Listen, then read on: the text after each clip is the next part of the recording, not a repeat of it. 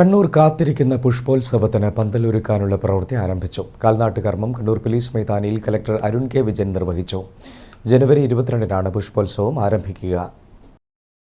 കാത്തിരിപ്പിന് വിരാമമിടാൻ ഇനി ഒരാഴ്ച മാത്രം. കണ്ണൂരിന്റെ ജനകീയോത്സവമായി മാറിയ പുഷ്പോത്സവത്തിന്റെ പന്തൽ ഉയരാൻ തുടങ്ങി. കാൽനാട്ട് കർമ്മം കളക്ടർ അരുൺ കെ വിജയൻ നിർവഹിച്ചു.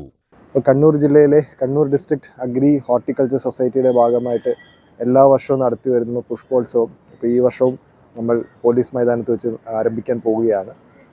ഈ മാസം 22-ാം തീയതി പോലീസ് മൈതാനിയിൽ വെച്ചിട്ട് നമ്മൾ ബഹുമാനപ്പെട്ട പ്രിയപ്പെട്ട നമ്മുടെ നാടിൻ്റെ എഴുത്തുകാരനായിട്ടുള്ള ടി പത്മനാഭൻ സാറ് ഇവിടെ വെച്ചിട്ട് അത് ഉദ്ഘാടനം ചെയ്യും. അപ്പോൾ എല്ലാ വർഷവും നടത്തുന്ന പോലെ തന്നെ വളരെ വിപുലമായിട്ടുള്ള രീതിയിലുള്ള പുഷ്പോത്സവവും അതിൻ്റെ എക്സിബിഷനും അതിനോടനുബന്ധിച്ച് കലാപരിപാടികളും അതേപോലെ തന്നെ കോമ്പറ്റീഷൻ ഐറ്റംസും ഈ ഒരു വേദിയിലും അല്ലാതെയും നടക്കുന്നതായിരിക്കും.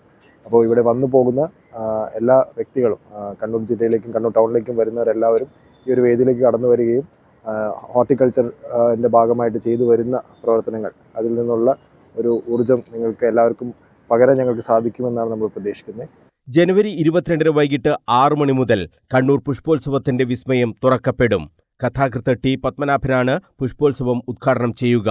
സംസ്ഥാനത്തിന് അകത്തും പുറത്തുമുള്ള വൻകിട സ്റ്റാളുകൾക്ക് പുറമെ പൂക്കളുടെ വർണ്ണവസന്തം കൂടി ഒരുക്കാനുള്ള തയ്യാറെടുപ്പിലാണ് കണ്ണൂർ ജില്ലാ അഗ്രി ഹോർട്ടിക്കൾച്ചർ സൊസൈറ്റി.